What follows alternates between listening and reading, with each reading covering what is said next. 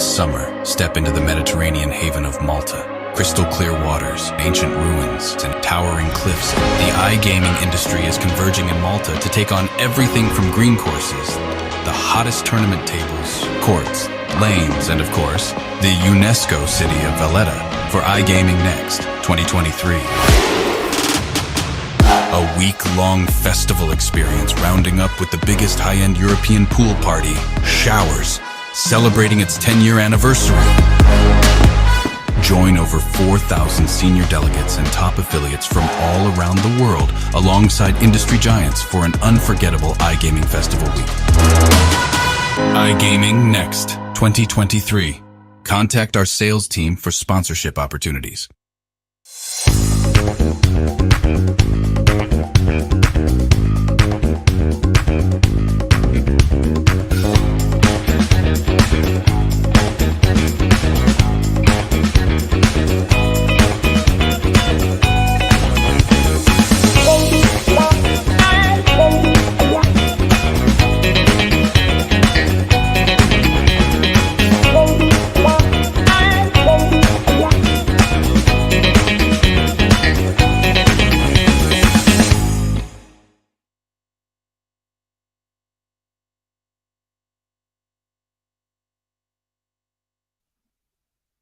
Hello, everybody, and welcome to another version of iGaming Next Weekly News Live. For those of you that are looking forward to that iGaming Next Valletta event that was in the advert at the beginning, I've got bad news for you guys. It happened last week, so yeah, sorry about that. But we're hoping to make a triumphant return this week to the podcast. And joining me is the one and only Nico Jansen. Nico, Yeah. how are you doing, man? I'm good. I'm just perfect. I just when we had the Wheel of Destiny quiz and Team A lost, so I'm still recovering from that one. But it was a good time during Malta, and if I'm not mistaken, today there's a bank holiday in Malta, so the island seems to need a recovery from the vibrant days, the vibrant iGaming next week as well. So awesome. Yeah, well, I'm sure you were humble in your defeat, Nico, and that was just one exciting panel amongst a whole range of content. I had an amazing week, thanks to obviously everybody that made it possible, and to most importantly all of our attendees that bought a ticket to come along. It was really good to meet some of you in person, have a few drinks on the rooftop and that kind of thing. But yeah, Nico, I think you're absolutely right. The iGaming Next staff, particularly those in production, are probably thrilled to have a public holiday today, because I think they're in need of a break, to say the least. Indeed, they are. They are in urgent need of a break. But as you already pointed out, we had the chance to actually, grab some of the attendees, discuss probable further podcast, live streams, etc. And we got hold on a very, very, very special guest. So, Jake, once again, shout out to you. You just made it happen. Your sales pitch to our special guest was so vibrant that the guy could not do anything else besides empty his calendar and make himself available for today's live stream. Awesome. Good job. Exactly. And without giving too much away, we're going to bring a special guest on in a few minutes' time, as we do a deep dive on the Dutch market, which has been obviously in the headlines throughout most of this year, and is 2 or so days away from introducing a brand new marketing ban on gambling adverts. Before we do that, though, obviously, I would love to say a big thank you to our sponsors this week, to Playson in particular, and to Interactive and to Bombay. And I want to say a big hello to everybody joining us in the chat. Please do get involved on LinkedIn, guys. And if you've got any questions for me or Nico or our special guest, then just post them in the chat and we'll do our best to answer them. But Nico, it wouldn't be a weekly news without 10 in 5, obviously. And you've got your pick of the headlines this week, my friend. So do you want to take it away? Yeah. So this week is the first and only week I am able to actually, come up with the topics I want. Usually I'm forced to take whatever's left over, but no, just kidding around.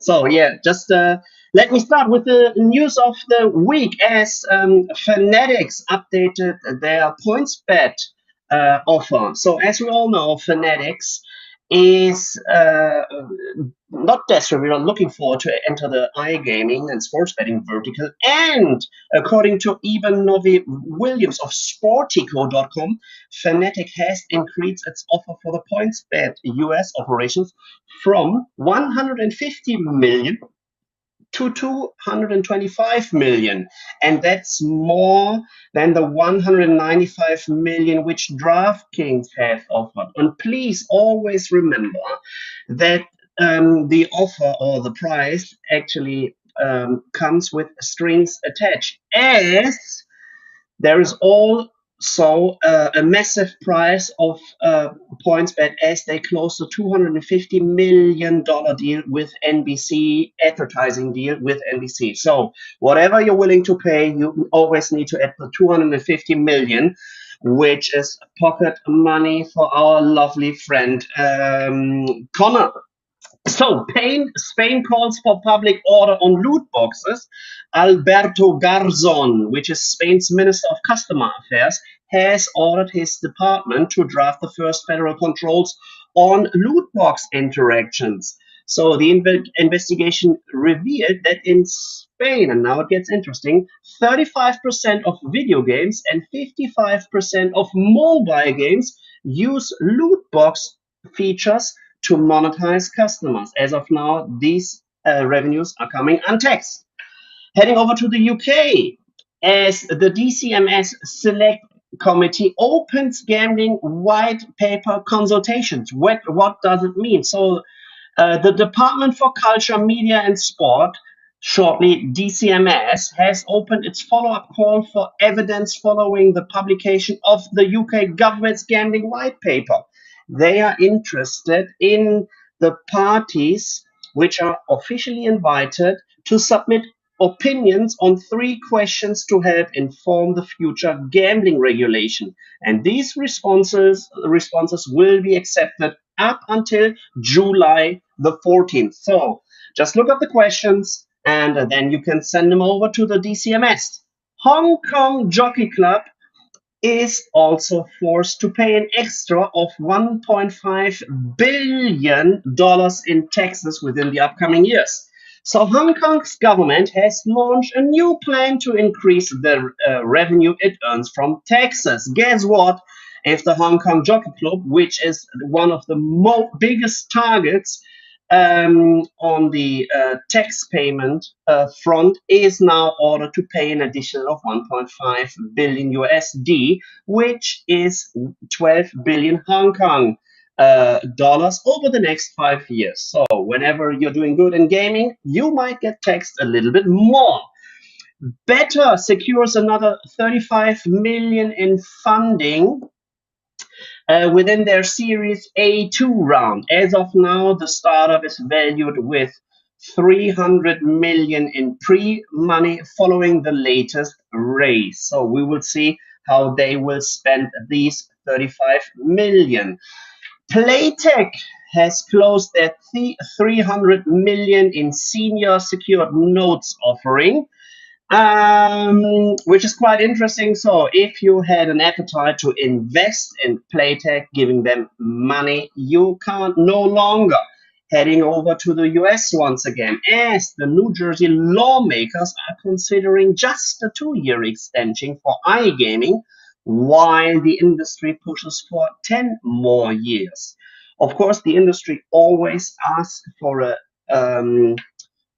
extension max as max as possible. But when the bill of the New Jersey Gaming Commission was originally issued, it already had the 10-year extension until 2033. So as of now, it just seems like someone's just playing a different ball game, but fingers crossed they will solve it. And shout out to PB3 and his friend Senator Joseph Edebu. I'm pretty sure it's in good hands with those 2 guys. So, still staying in the US, especially in New York, as Silverstein and Greenwood eye also on the New York casino bid. So, the commercial real estate developer Silverstein Properties is in partnership with Greenwood Gaming, and they are joining an exclusive club which also involves Jay-Z, as they are all going mad about the New York bid on the upcoming 3 licenses in downtown New York. And just 2 more, as the Glitner Group is hit with a 237K penalty due from Malta due to AML failures. And last but not least, the Nevada May revenue came in. And guess what? For the 27th month in a row, they cracked the code with more than 1 billion in revenue. In May 2023, they hit $1.28 billion in revenue. Once again, 27 months in a row, and they don't back down. Interesting what's happening over there. Definitely. Amazing job there, Nico. Expectations were high as you had your pick of the headlines, and you duly delivered. So well done. And actually, I would like to give you the pleasure of welcoming today's special guest. As I know, despite your kind words in the beginning, it was actually you that worked hard in getting him on the pod today, putting in the groundwork at Valletta. So without further ado, should we introduce our special guest and get him on the stream? We should. So first of all, once again, shout out to my uncle René Jansen, who is kind of a big guy in the KSA, so the Dutch regulation. And we're now speaking to Peter Paul, who is covering the other side of the ocean, and he has balls deep into the regulation in the Netherlands, as well as he's representing the operators. So shout out and welcome to our exclusive and Dutch special, as things will change by the 1st of July. So, Peter Paul from NOGA, welcome to our exclusive little chat. It's just the three of us and probably some other guys zooming in. How are you today, my friend? I'm great, and thanks, Nico and Jake, for inviting me over. And I never realized that René Jansen is your uncle, in fact. That's good to know if I need to put in a kind word somewhere. Yeah, it's great to be on the show. And before we get into it, I would like to give my compliments for the fantastic spectacle of the iGaming Next show last week in Valletta. It was absolutely fantastic. I enjoyed every bit, and I hope that other, let's say, organizations have sneaked and looked on how you guys do this, because I really think you set the standard. So well done. Wow, that's really kind of you to say. Yeah, thank you, Peter Paul. I think the feedback's been really good, so we must be doing something right, and it's just about continuing on that now in time for next year, and obviously New York as well. Thank you so much for joining us today. There's a lot to talk about in the Dutch market. You might be bored of talking about it by now, actually, to be honest. But before we jump into some questions, do you want to just give a quick introduction of obviously your role and NOGA itself as a trade body as well? Absolutely. So my name in full is Peter Paul de Goeij. And I am the managing director of the Netherlands Online Gambling Association. We're a trade body, and we were originally set up in 2013 as a foundation back then, which was much more a lobby vehicle trying to basically push the online gambling regulation forward. That took a little longer than expected. So in 2021, the market finally opened in the Netherlands, the license market. And back then, it was decided that the foundation had to transform into a full trade body with members, so becoming an association. And I was brought on board in 2019. Sounds long ago, but really isn't, to basically to make that change. So we have a wide variety of members at NOGA. Just to mention a few: Betson, Bet365, Kindred, Leo Vegas, LiveScoreBet, and we also welcome B2B partners, so companies selling to gambling operators to become members or B2B partners of NOGA. because we think and we believe that by sharing the common, let's say, the common goals of NOGA, we widen and we further the standards that we try to push into the Dutch market. So I'm really happy to say that we have a few B2B partners on board already. And so like I said, the Netherlands market has been regulated since October 1st, 2021. And since then, we have had already quite a few changes. So within a few weeks of opening of the market, Parliament forced the minister to come up with regulations, especially on marketing for online gambling. Yeah, exactly. It's a lot has happened in a relatively small period of time. I think it's fair to say in the Netherlands, and it's actually perfect timing, really. Your appearance on Weekly News, because from this Saturday, so the 1st of July 2023. Licensed operators must they must adhere to a brand new set of marketing restrictions, which is pretty much like you could say a blanket ban on kind of above the line advertising. I was hoping you would be able to give us maybe a bit of an overview of the new rules and what they might mean for operators. Yeah, I'll try and keep it relatively simple. So it's not a full ban. Let me start with that. So they are market restrictions, some really serious restrictions, I have to add immediately. Because like you said, above the line, or as it has been dubbed by the ministry responsible for introducing this decree, which is a ban on non-targeted advertising for online gambling. So the Dutch abbreviation is BORCA, which has a kind of a familiar ring to it somehow. But anyway, so any advertising that is basically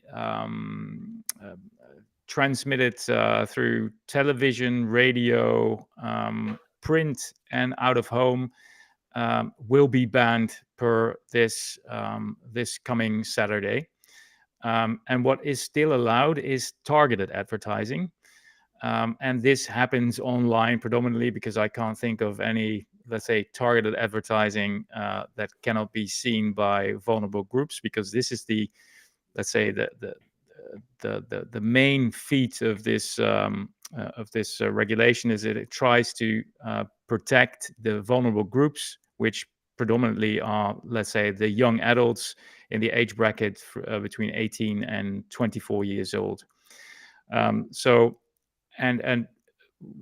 like I said, targeted advertising will be allowed, but here comes let's say, the unclarity at this stage. We don't know yet how exactly this will be measured and monitored, because in the decree it says that you have to ensure and have to use any, let's say, best technique available to ensure that 95% or more of the audience or the eyeballs that see the targeted advertising do not belong to the age bracket that I just mentioned. The KSA have come out to say, well, they tried to give a little guidance. So at the Gaming in Holland conference, which took place at the beginning of this month in Amsterdam, there was a speech by René Jansen, and he said that it remains to be seen how this will pan out and how you can show that you stay well within the maximum 5%. But they don't know for sure yet how this will be monitored and how this will be enforced. They did say that they will not come out with their, let's say, fines in their hand and slap a fine on you, let's say on the Sunday this week, because you have broken the rules. But they also said, if you are in doubt, don't do it. So yeah, it's a pickle. The industry is a bit in a pickle, because we have a feeling where this might be heading, but we don't know for sure. Yeah, I mean, I find that really interesting, and I wasn't aware of that myself because even looking back to 2021 and last year, a lot of the enforcement that has happened has been because of a lack of clarity. Operators would argue in the regulations, and it seems like potentially that falling into that trap again in this situation. Yeah, I don't know the exact expression. It's something like "fool me once, shame on me," something Yeah. something like that. Yeah, I think you're referring to those fines that were passed by the KSA because some operators send out mailings to their complete customer base, and Mhm. that included also people in the age bracket 18 to 24. And the understanding of the operators was that you cannot specifically, and I'm adding this word, but specifically target that group. So Yeah. send a mailing specifically to only that group. But the KSA then explained that it was their view that you cannot send messages to your complete customer base if that includes the age bracket 18 to 24. You should exclude them from receiving those messages. And you can ask you can ask 10 lawyers and you will get 10 different opinions. But I was slightly surprised by the explanation that the KSA had given to the then current regulations in that area. But given the fact that René Janssen has said publicly, and he was already criticized because of it by MPs. They asked questions to the minister the Monday after the week he gave the speech. He did say, we will have to find out together how this pans out and how this works and how we can make this work so that it meets the target for which it was introduced. And the minister did say that he recognizes that advertising plays a role in channeling customers to the legal offer. At least we have that. If you compare to Belgium, for instance, where there will be a blanket ban, they don't seem to appreciate the channeling function of advertising in Belgium as they do in the Netherlands. Yeah, no, that's a good point. And we're seeing other markets, even Australia this week. There's talk of Yeah. them potentially enforcing a blanket ban as well. And we'll get on to channelization a bit later on. Yeah, there's an important point. It's good you raise Australia because I was reading this, and you can't really compare the Australian situation with the Dutch situation. We're not even, what is it, 2 years into regulation of the market. 2 weeks after the market opened, the first questions, and these were very serious questions, were raised in Parliament. I mean, you can't. It's almost like this was doomed at the beginning. And to be fair, in 2019, I said we have to make sure that we don't annoy people with too much advertising, and exactly that happened. But Australia has been flooded with advertising for the past 10 years. UK, very different Even story. longer, yeah. Even Sweden, before the system was the legal or the license system was introduced, Sweden got used to being bombarded with advertising for online gambling, even though it was illegal at the time. In the Netherlands, there was no advertising whatsoever for online gambling because it was basically, it was illegal, and it was also being strictly policed by the KSA and authorities in the Netherlands. So you can't really compare these markets very well. Yeah, no, that's a really good point. And like you said, this has been kind of a constantly moving situation, and actually these rules that are coming in on the 1st of July aren't the first changes to marketing laws for gambling that we've seen. Because correct me if I'm wrong, but I don't think operators are allowed to use celebrities to endorse their products anymore. They whereas were, but to begin with. Yeah. So that was the first thing that had to go.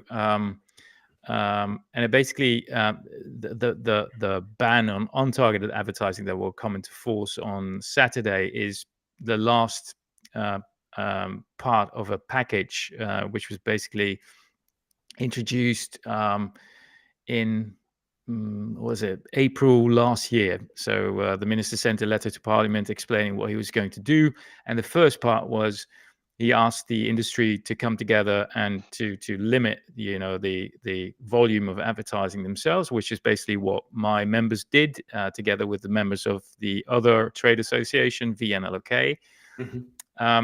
But there are unbound operators that did not feel they were bound by these, self restrictions. So they went full out, especially, this year.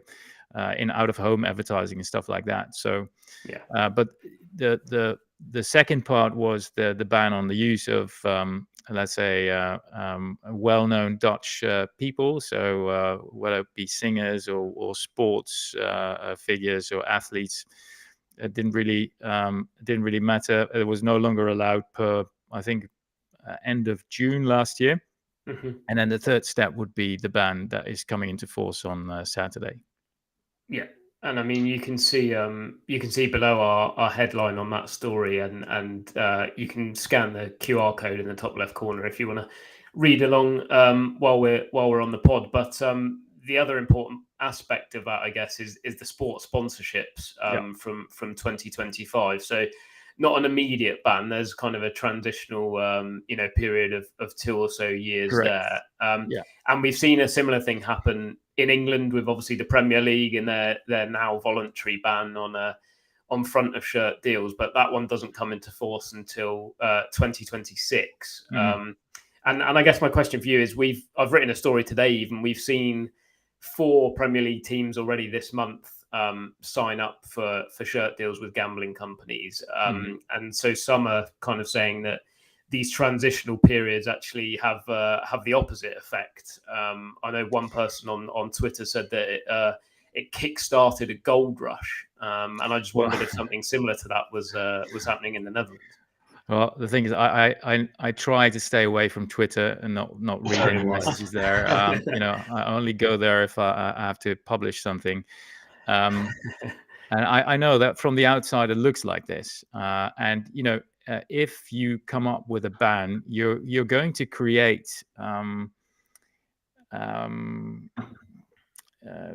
you're going to create behavior that people are going to try and circumvent it, or find different ways to getting to people, and that's because it's a free market economy, right? So we don't have a state-led economy. So companies within the legal framework will try to find new ways to get to consumers. So I don't think we should be overly concerned by this behavior. It's basically arbitrage, and this always happens when regulations are changed. What is important to mention, though, is that per July 2025, sports sponsorships will become banned as well, like you have on the screen. But before that, so July 2024, let's say program sponsoring, which can be television programs that are sponsored by an online gambling brand, will be banned per that date. So there's like a 3-step approach again in this decree as well. And many of those deals have been made well before this decree came into play. And what I do have to mention here is that any deal made after the 1st of July 2023 is null and void, right? Because sponsorship deals and program sponsoring deals have to be signed, signed, sealed, delivered before Saturday. So any deal afterwards is null and void. Okay, yeah, so that's slightly different than to England, at least. I just want to say hello to Liga and to Nils and to David in the chat. Thank you so much for joining us today. I've got one more question about regulation. I think we're going to move on to kind of enforcement and that kind of thing in a minute. And I'm sure Nico is itching to ask a few things as well of you today, Peter Paul. But that question is like, we talked about marketing, obviously, but we also wrote a story at the beginning of this month about the prospect of loss limits potentially being introduced by the end of this year. What is your interpretation of that proposal? And what has the reaction been of operators, I suppose? Well, first of all, it's important to mention here that the current system in the current law in the Netherlands says that you cannot impose as an operator limits on players. Players themselves have to set their limits. The thinking behind it is that they that they are forced to think through how much they play and how long they play before they start playing. That was the thinking behind it. So together with the marketing criticism that came from Parliament was also, there were instances where players were playing for, many hours in a day and played for, sometimes tens of thousands of euros over a month time. And that, created another wave of alarm with Parliament, and they asked the minister to look into the possibility to set limits, to impose limits. Now, because I already said that it's currently in the law, the way it is in the law, that you cannot impose hard limits without amending the law. Amending the law in the Netherlands takes a long time. Before we got to remote gambling, it was almost 10 years. I'm not saying that this change would take that long, but still, you would probably look at 2 to 3 years before you have amended the gambling law in that respect. So I understand that they are now looking at changes to lower legislation, so to regulation, to a decree, that they, within the current framework of legislation, can maybe tweak and alter here and there to come up with a system that works. And, my members, of course, are looking at limits with the experience they have in other markets, also in the back of their minds. And, in politics, limits are usually seen as the silver bullet, but there is no silver bullet in responsible gambling. There is no silver bullet in gambling policies, because you have to basically add up all the regulations, because I always say, if you put too many locks on the door, players will move to the next door, and the next door is going to be an illegal operator.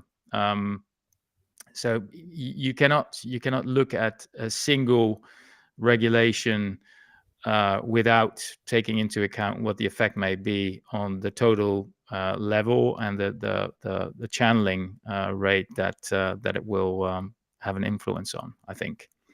But so the expectation for this year is that in December, the minister will come out with a set of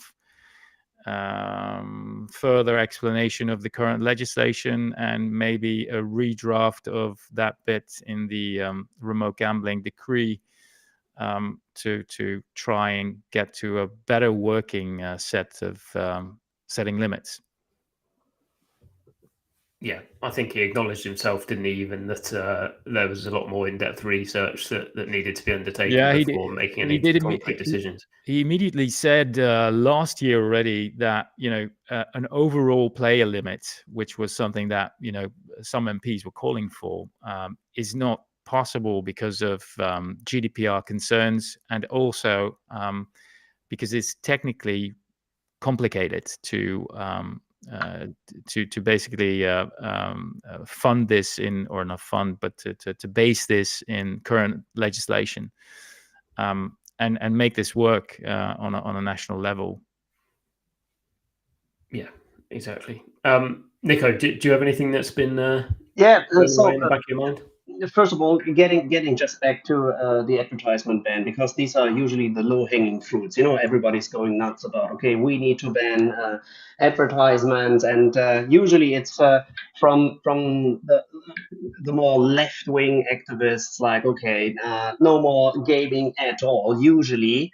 they come empty-handed to a discussion as soon as it comes to underlying science, right? So no. So in Germany, we actually have, we just come up with, underlying papers. So there had been an empirical study which is happening on a year-by-year basis, which is the addiction report based or made by the University of Hohenheim. So they just take a look at 12 and a half, 13,000 persons. And they were just investigating on these advertisements.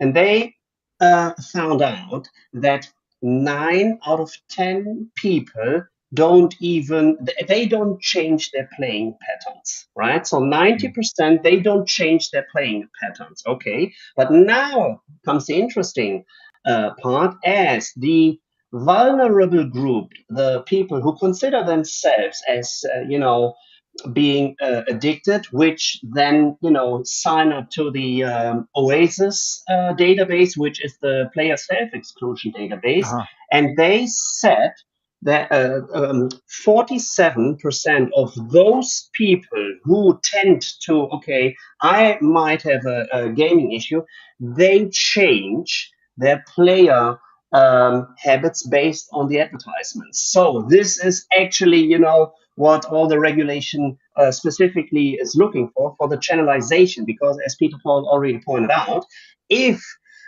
regulation becomes too tight, they just open up an account at black markets operation. So the question is just as said, it's low hanging fruits. Every politician is like, okay, we need to ban each and everything. But if you just specifically want to protect this vulnerable group, is there anything similar in the Netherlands, or has this just been a gut feeling of some people like, okay, we need to ban them all? No, so this is exactly right, and I was laughing when you said this, because I thought you were very polite. I've always said that this call for a ban on advertising is baseless. It's fact-free populism, as far as I'm concerned. I'm saying this because there was no research, and of course there was no research because we were 2 weeks into the legal market. So I mean. And even before the market opened, the same people that were crying that we needed a ban on advertising were already calling for a ban and restrictions on advertising. So even before the market opened, so this had to happen. So there is a very effective lobby going on, and not only in the Netherlands, from people in the let's say the treatment. How do you say that? Well, industry is not a nice word, but people that work for treatment agencies, and people that are, experienced problem gamblers. And, from their point of view, I can understand it. They don't like to see gambling advertising. They would rather not see it at all. And the same goes for people that treat people with a gambling addiction on a daily basis. If you see so much harm delivered by a single product, of course, you'll not be looking favorable on gambling or advertising for gambling. But our call in the Netherlands to look at the facts and to look at the figures has been falling on deaf ears. I'm sorry to say this. This is because it's not the popular thing to say. And when we say things like this, let's base our policy on facts and figures instead of fear and assumption, which has been the case now. Columnists in newspapers will say, "Oh, but don't listen to them because they work for the industry. You can't trust them. They're just lobbyists, and they will just do the nefarious work for a lot of money that they get paid, etc." So you basically put outside the discussion, and people stop listening. And I've seen research. Well, I'm not sure you can call it research, but in Belgium very recently, where they basically did a vox pop. So they went out there and questioned people. So would you rather see an ad, or would you rather see a brand of a bank on a jersey than a brand of an online casino? Of course, people are going to say bank instead of online casino. Gambling is is not loved by anyone. And the people that they question are usually not the people that gamble. So of course you're going to get this outcome. But this is not scientific proof that an ad ban is necessary or an ad ban is working.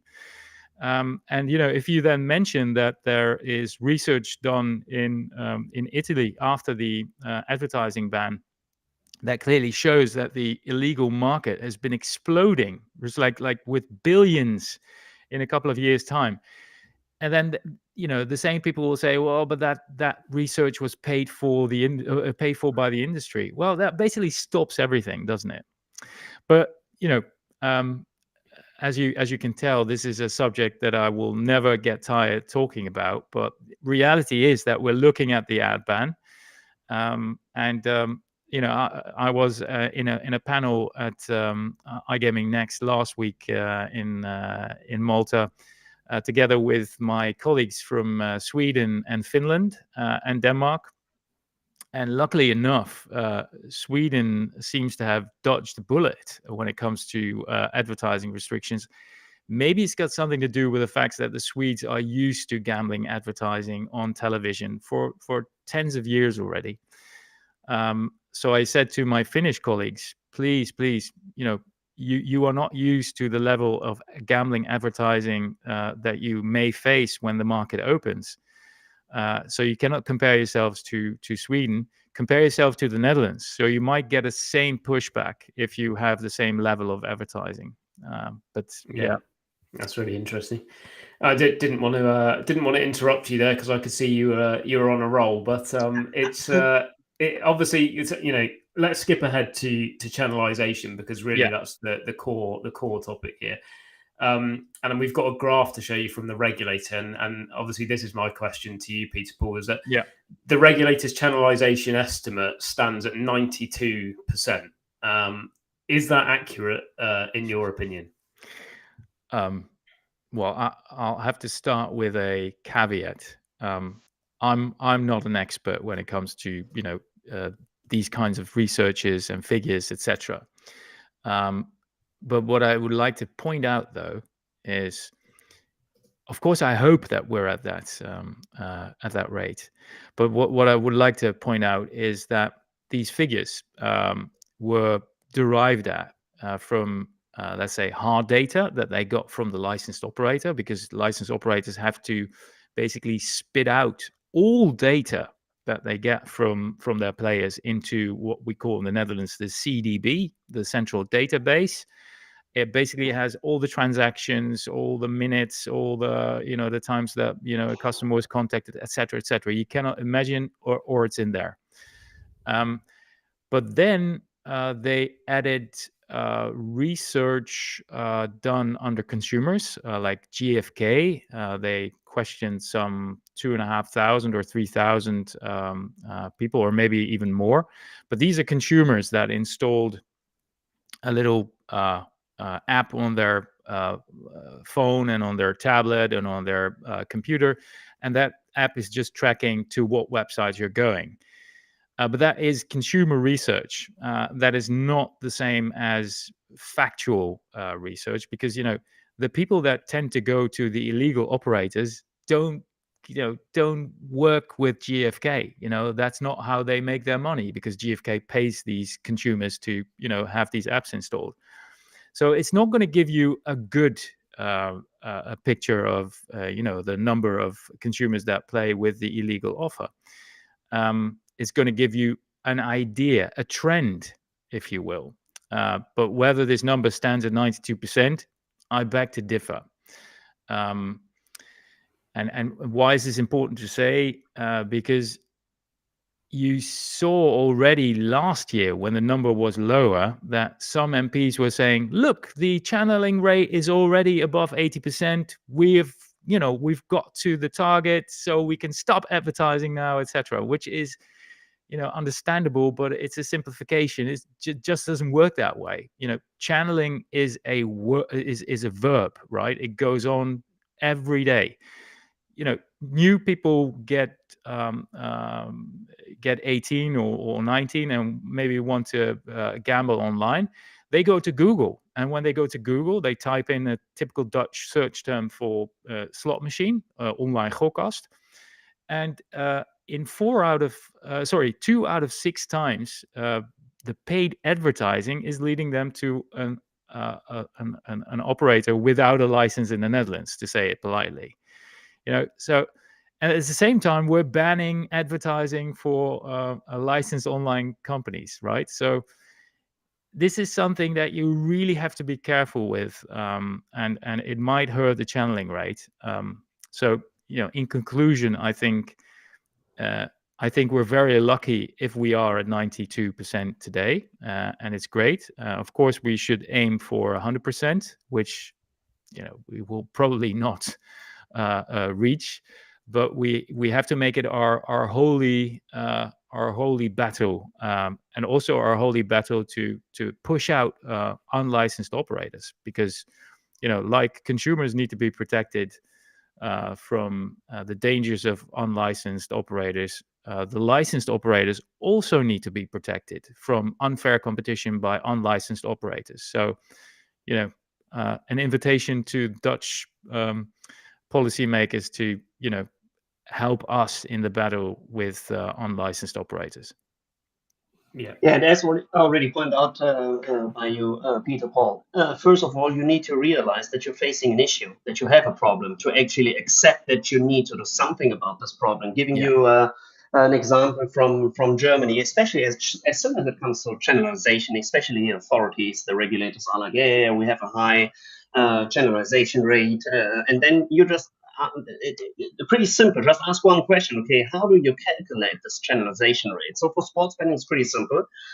It's based on taxation. So they have 100% taxation, and they are able to, 95% of this taxation comes from licensed entities. So then it's 5% where we don't know where it actually is coming from, but money is hitting our account, so we're happy. And then they assume that they have a channelization rate of 95%, which is insane. Yeah. Right? Because first thing you would do if you just set up, companies anywhere else except in Europe, for sure you won't pay taxes, right? First thing. Second thing is, as soon as it comes to slots and within the German government taxation, they are quite accurate as soon as it comes to taxation. So if you just compare last year May's data and compare it to this year's May's data, just for slots, they have a decrease of 50%. And we did not change structure of players. We did not change, No, I'm sure that the explanation by the GGL will be, people just gambled 50% less at the online slots. Yeah. Exactly. So this is a trend we see, right? And this is just based on people actually leaving the safe haven of the licensed market, and as already pointed out by you. So we're all sitting in the same boat. So we, as the operators, are willing to have a regulation which just works. And which helps all the license operators to make it more attractive actually to go for a license instead of using, this is what's happening in Germany, the vehicle of GGL running the biggest marketing campaign for illegal market operations, which is pretty simple, right? They are driving forces out of the market. And once again, shout out to René Janssen, because he is probably the only chief of a regulatory body which actually attends events like the gaming in the Netherlands, which usually others don't do. So he's open to the dialogue. He just wants to talk to the operators, and that's why pretty much some of the things. He needs to hold to different things. He needs to report to Parliament, etc. These are for sure. These aren't like nice talks. So they are not running around and giving him high five, especially as they want to dry out the market. So it's good that he's actually open to the to dialogue. And as soon as it comes to channelization, especially you pointed out the GfK, it's insane to just rely on this one number. Yeah, the thing is, they have nothing else, right? So, and I actually saw that in Sweden they reported last week, and this was this was set up by BOS, our colleagues in Sweden. And they reported on channeling rates broken down per different segment, I think. And those channeling rates look kind of worrying, to say it politely. But I think that we probably should do something similar in other European markets, because it starts with knowing what the problem is and how big the problem is before you can change anything. And yeah, again, it is good that the KSA is reporting this channeling number. We applaud all research that leads to more insight. And without the monitoring that the KSA is doing, we wouldn't know anything. But I would like to try and get closer to the real number. Also because it's so important, because while we are talking here, every second there are 99,000 searches on Google worldwide. And some of those search results in the Netherlands lead to unlicensed gambling operators. So it's really important. I see a question here from the audience, from Vesa Rintamäki. I'm not sure whether I say this correctly, but it's the single most important question. If you put too many locks on the door, you will shoo away players, especially new players, to the illegal offering. And if you cannot advertise your offer, it becomes increasingly hard to make business worthwhile in the Netherlands. So yeah, that is a difficult equation. Yeah, exactly. I think we've only got about 10 minutes left today, but I think all three of us could talk about this for hours. We might have to do a two-parter at a later date, absolutely. But I was going to bring in that audience question as we're pushed for time. And I think just for people who are listening to this, maybe audio only, I'll read it out for them. But it basically says, what is the incentive for unlicensed operators to become a part of the regulated market, especially now that they're not going to be able to do any TV advertising to grow their brand or anything like that? And I guess my addition to that question would be, let's use a real life example. So Betson, say, who are, I understand, a member of NOGA and were a huge company in the Netherlands market pre-regulation. They've obviously had some difficulties with entering on a regulated basis. I think that might be another story for another day, to do with license requirements and that kind of thing. But now they must be in a position where they think we're never going to get that brand cut through back. We're never going to build up that position. So they might just forego the market altogether. Well, I cannot speak to the specific situation of any of my members, obviously.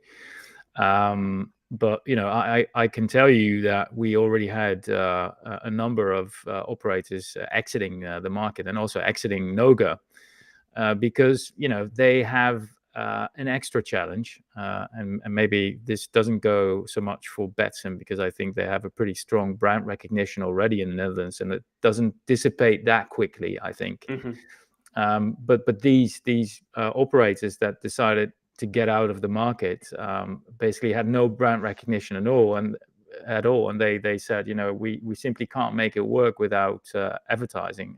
That's at least what I think they decided, and they were going after other markets without these restrictions. Yeah, no, good answer to that question as well. Just so one final thing, I did have a few questions lined up on enforcement, but we'll keep it brief. From the outside, it looks as though there's kind of two sort of active approaches to enforcement from the regulator this year, and that's been marketing clampdowns on licensed operators that usually result in penalties of kind of less than €1 million. Yeah, 400,000 euros. Yeah, exactly. And then much harsher penalties that are perhaps more difficult to enforce for unlicensed operators. So there was obviously the high-profile case of video slots. M1 Interactive, I think, is back in the news this week for a potential appeal. So yeah, I mean, any comments to make there? They must be areas of focus, presumably. Listen, this is really hard playing for the KSA, because many of those hefty fines that they put on these operators without a license in the Netherlands. 10 million it was for video slots, wasn't it? Yeah, so it remains to be seen whether they can ever be collected. That is because of the way we have structured gambling regulation in the Netherlands, is to basically use administrative law instead of criminal law. So you could decide that if you are breaking, if you're basically infringing on the gambling law, that you turn to the criminal legal system, and any fine or imprisonment or stuff like that is far easier to execute. And this has something to do with the execution treaty within the European Union, but also outside, because the Netherlands, like every other country, has treaties with countries about execution of its rulings and its fines, etc. And in the case of administrative fines, it's really hard to execute these fines locally. So I haven't been, how do you say that? I haven't been involved in any fines, so I don't know the details of it. But I know that, for instance, if you want to execute a fine, an administrative fine in Costa Rica, it's going to take a lot of effort to get it done, whereas a criminal prosecution is much easier to get executed, especially within the European Union. Yeah. Okay. With just a couple minutes to go, Nico, is there anything you want to say to wrap up before we say goodbye? So first of all, thank you and shout out once again. As you already mentioned, we could go on this one for hours and hours and hours, which in Peter Paul we actually did. Just remembering all the conferences, so it's always fun to talk to you. But as you're also well aware of other jurisdictions and their bits and pieces, is there something or one regulation where you think that one specific point just stands out and you're like, okay, that's a pretty good approach, which you would kind of wish any other or a lot of other would apply as well? Absolutely. I get a bit tired of hearing myself say this, but I think a shining example within the EU obviously is Denmark. Of course, there are things that don't go as well as you would hope, like raising gambling tax, like they have done like 2 years ago, I think now, which had a negative effect on channeling rates, by the way. But looking at the way the regulator has been behaving itself in Denmark, very outgoing, talking to the industry, licensed and unlicensed, which I think is very good. You have to know the dangers and the bad actors out there. So if you don't know them, it becomes harder to stop them. So I think that's really exemplary behavior by the regulator. And they have been doing that for the past 12 years under Birgit Sand and currently under Anders Dorf. So they're not changing their game. I think it's really good. And I know that many of the regulators look at what Denmark is doing. And I have to make a compliment to the Dutch regulator. Many of the things they have to police and enforce are being forced upon them by Parliament. In the end, Parliament decides what is law in the Netherlands, and they will have to uphold it. So it's not their choice always. And they might have different opinions about things as well. Yeah.